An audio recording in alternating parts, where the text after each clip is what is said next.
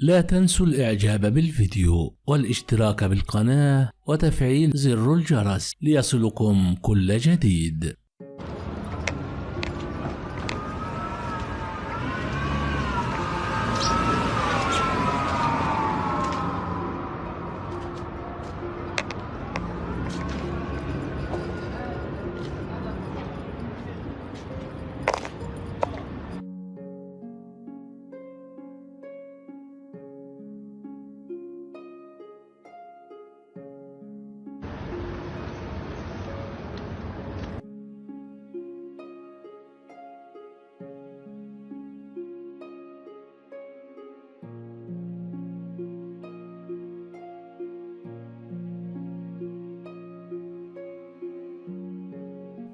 السلام عليكم ورحمة الله وبركاته.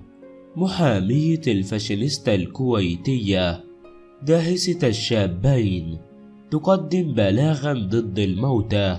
كانوا بيتحرشوا بأختي منذ الخميس الماضي. يتصدر اسم الفاشينيستا الكويتية فاطمة المؤمنة الترند بعد وقوع حادث مروري أليم في الكويت نتيجة تجاوزها الإشارة الحمراء، ما أدى إلى تصادم سيارتها بسيارة أخرى ووفاة مواطنين 2 وإصابة آخرين، مع العلم أن وسائل إعلام ذكرت أنها تسببت بوفاة 3 أشخاص وليس شخصين. وتتسارع المستجدات في شأن هذا الحادث، آخرها ما تحاوله المحامية شقيقة الفاشينيستا الكويتية برفع شكوى ضد المتوفيين بتهمة التحرش. هذا الموضوع أغضب رواد مواقع التواصل في الكويت، لا سيما وأنها تسببت بقتلهما وتحاول قتلهما مرة أخرى عن طريق التشهير بهما. وبحسب وسائل إعلامية محلية فأنها تهم عدة وجهت للفاشينيستا فاطمة المؤمن، منها تجاوز الإشارة الحمراء والقيادة بشكل غير طبيعي والتسبب بمقتل أشخاص عن طريق الخطأ.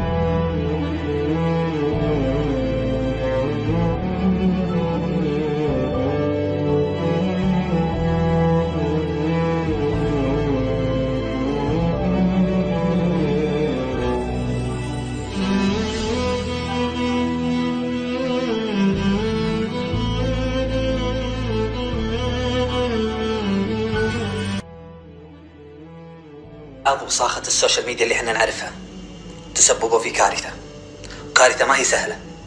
عذبوا 3 عوائل، العائلة الأولى حرموهم من ولدهم، وعائلتين اللي من ضمنهم ولد عمي في العناية المركزة. إذا أنتم وصلت فيكم أنكم تطغون وصاختكم طلعونها للشارع، يعني هذه كارثة من الكوارث. وصاختكم تدخلونها ببيوتكم بلعنتكم، لكن لا تضرونا حنا، لا تضرون عيالنا. تمشين تقطعين الإشارة الحمراء بحالة غير طبيعية، مشكلتك. بالعنا ما اهتمينا لك، بتموتين موتي، بس عيالنا ما لهم ذنب، اللي بالشارع ما لهم ذنب. يا جماعة الموضوع ترى أكبر مما أنتم تتصورون. حنا بالميديا ونشوف ونعرف ونسمع ونطالع وبعيوننا وكل شيء موجود. شيء يغبن يغبن يغبن. عيال ما لهم ذنب تروحين تقطعين عليهم الإشارة، تطيعينهم كل أبوهم، طشرتيهم كلهم. منا الوزير الداخلية نبي الإجراءات الصارمة. وتاريخك انت ترى انا اعرفه شخصيا من الالف الى الياء عندي، وانت عارف الشيء هذا، لكن احنا نبي حقنا يجيب القانون، غير القانون ما نبي. وتاريخك انت ترى انا اعرفه شخصيا من الالف الى الياء عندي، وانت عارف الشيء هذا، لكن احنا نبي حقنا يجيب القانون.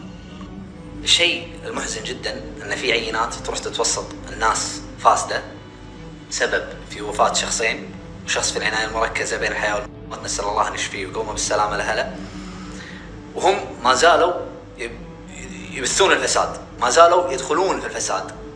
جينات عندهم وراثه، سبحان الله، وراثه داخليه ما يرتاح. هو الامانه الشخص هذا ساقط، فيحب يمشي بالرده، اي شيء في رده يحب يمشي فيه. لكن اللهم لك الحمد ان في عهد الشيخ طلال الخالد صاحب الكلمه الخالده ما في شخص فوق القانون. فعلا حقنا نبي ناخذ بالقانون باذن الله. شنو اقدر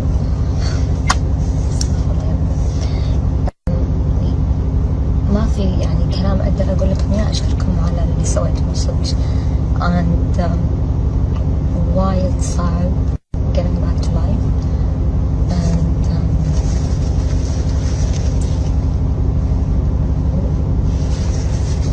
بس واحد يحاول بس يتذكر شلون الروتين قاعد اسوي اللي قاعد اسويه من قبل عشان استوعب انه الحين يعني ما ادري ما ادري شنو اقول لكم. بس يعني قلت لازم اشكركم على وقفتكم لان صدق فرق عندي كلامكم وايد انصدمت من طيبتكم. ثانك يو يعني صدق جزاكم الله خير. شيء وايد كبير، شيء يعني ما توقعته وصدق برد على قلبي. اسجل واسكره شنو اقدر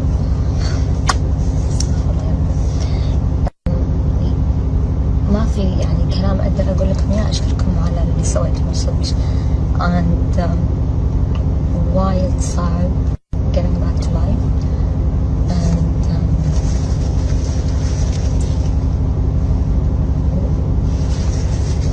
بس واحد يحاول بس يتذكر شلون الروتين قاعد اسوي اللي قاعد اسويه من قبل عشان استوعب انه الحين يعني ما ادري ما ادري شنو اقول لكم. بس يعني قلت لازم اشكركم على وقفتكم لان صدق فرق عندي كلامكم وايد انصدمت من طيبتكم. ثانك يو. وقعت الفاشينيستا الكويتية فاطمة المؤمن في ورطة بعد تسببها في حادث مروري أليم بعدما تجاوزت الإشارة الحمراء الخاصة بتوقف السيارات ومرور المشاة، وهو ما نتج عنه إصابات ووفيات.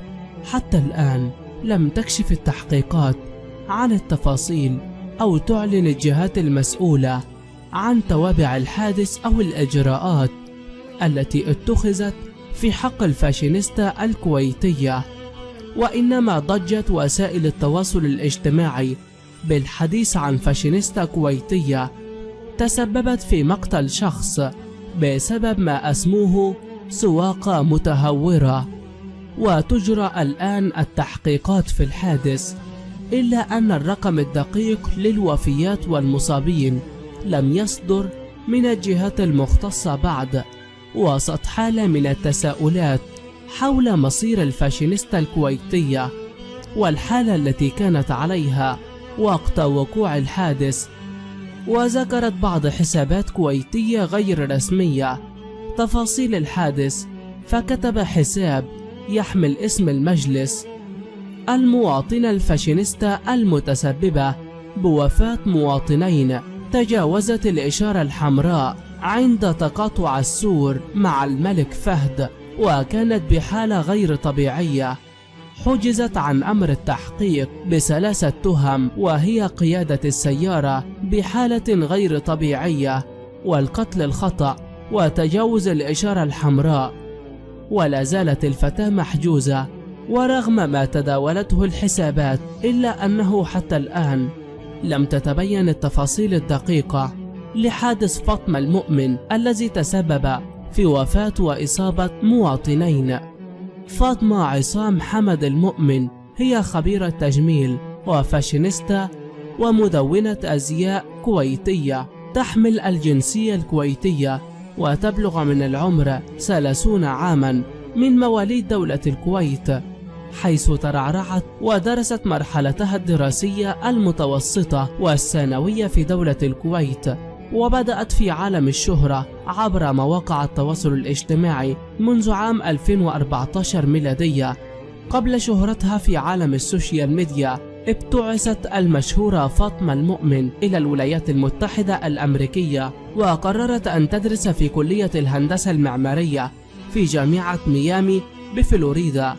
وبعد فترة من تخرجها قررت أن تلتحق بالصندوق الكويتي للتنمية الاقتصادية العربية. وأكدت العديد من المصادر أن شرطة الكويت قد ألقت القبض بالفعل على الفاشينيستا التي تسببت بالحادث. المتداول هو أن الفتاة هي الفاشينيستا فاطمة المؤمن، وقد نقل العديد من المتابعين خبر محاولة هروبها من موقع الحادث الذي حصل عند تقاطع السور مع شارع الملك فهد دون أن تسعف أحدا، إلا أن الشرطة ألقت القبض عليها بعد فشلها بالهروب. فيما كان هناك شاب معها في السيارة لم تعرف هويته بعد.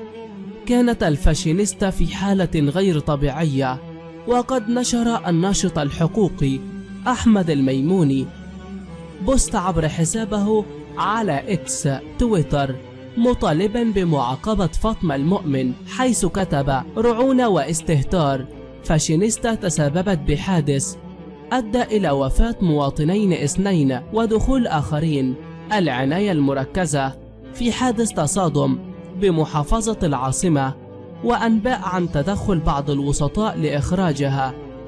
نصيحة: اللي يحاول يتوسط لها أو يغير شيء علشان يطلعها رح ننزل اسمك لو شنو مكان منصبك، أرواح الناس ملعبة بيدكم. بينما نشر حساب آخر مقطع فيديو لفاطمة المؤمن تحدثت فيه عن العادات والتقاليد، وعلق كاتبا: الفاشينيستا فاطمة المؤمن، هل القيادة تحت تأثير شرب الخمر وتجاوز الإشارة الحمراء ومن ثم قتل أرواح الشباب في الشارع هو ما تعلمتيه في أمريكا وأنت تطلبين العلم حسب كلامك، أم أن أفكارك ومعتقداتك التي ترينها أفضل من العادات والتقاليد لها رأي آخر؟ ووفقا لنص المادة 154 من قانون الجزاء الكويتي، من قتل خطأ أو تسبب في قتل من غير قصد بأن كان ناشئ عن رعونة أو إهمال أو عدم انتباه أو عدم مراعاة للوائح، تكون عقوبة القتل في الكويت السجن فترة لا تجاوز 4 أعوام وبغرامة 5000 دينار كويتي أو بإحدى هاتين العقوبتين. وتكون عقوبة القتل في الكويت هي السجن فترة لا تقل عن عام ولا تزيد عن 6 أعوام وغرامة لا تقل عن 10,000 دينار كويتي أو بإحدى هاتين العقوبتين إذا وقعت الجريمة نتيجة إخلال المتهم بالقوانين واللوائح أو بما تفرضه عليه أصول وظيفته أو مهنته، أو كان متعاطيا مسكرا أو مخدرا عند ارتكابه الخطأ الذي نتج عنه الحادث، أو امتنع وقت الحادث عن مساعدة المجني عليه أو عن طلب المساعدة له مع تمكنه من ذلك. إن عمر فاطمة المؤمن 30 عاما، فهي من مواليد 2 يناير عام 1993. ولدت في الكويت لأسرة عرفت الفن، فأختها الكبرى هي الممثلة التلفزيونية والمسرحية الكويتية صمود المؤمن، كما أن جدها هو الإعلامي حمد علي محمد المؤمن أحد مؤسسي إذاعة الكويت، والذي حصل على لقب كبير المذيعين، كما أنه أول من أذاع خبر استقلال الكويت. تعتبر صمود المؤمن الأخت الصغرى لعائلة تتألف من 3 فتيات عرفت الشهرة طريقها إليهن. وفيما يلي أسماء أخوات الفاشينيستا الكويتية فاطمة المؤمن: صمود عصام حمد المؤمن وهي ممثلة، ومريم عصام حمد المؤمن وهي محامية. وتنشط الفاشينيستا الكويتية فاطمة المؤمن على العديد من مواقع التواصل الاجتماعي، وذكرت حسابات كويتية عبر منصة إكس تويتر سابقا أنه تم إجراء تحليل دم للفاشينيستا، واتضح أنها تحت تأثير المخدرات والكحول. وبحسب المعلومات فقد تم نقل المصابين إلى العناية المركزة، فيما هربت الفاشينيستا من مكان الحادث قبل أن يتم إلقاء القبض عليها وحجزها ثم إحالتها إلى مخفر شرطة الضاحية. وسخرت المشهورة الكويتية من الأشخاص الذين يظنون أن شراء الطائرات الخاصة يتطلب مبلغا ضخما، مؤكدة أن شراء الطائرات الخاصة أمر في غاية البساطة بالنسبة لمن يملكون المال. وعلقت بالقول: وايد ناس لما يشوفون أحد منزل صورة طيارة خاصة وحش حش حش، مثل ما انت تروحين شوبينج تسوق وتشترين ماركات بسعر شنو 4 جنط 5 جنط حقائب ونفنوف. شيء بسيط. استغرب من الناس اللي يحبون يدشون ويطلعون إشاعات بس عشان أشياء تافهة. وشكك متابعون بحقيقة امتلاك بعض المشاهير لطائرات خاصة، مؤكدين أن من المشاهير من يستأجرون مثل هذه الطائرات للاستعراض. لا تنسوا الإعجاب بالفيديو والاشتراك بالقناة وتفعيل زر الجرس ليصلكم كل جديد.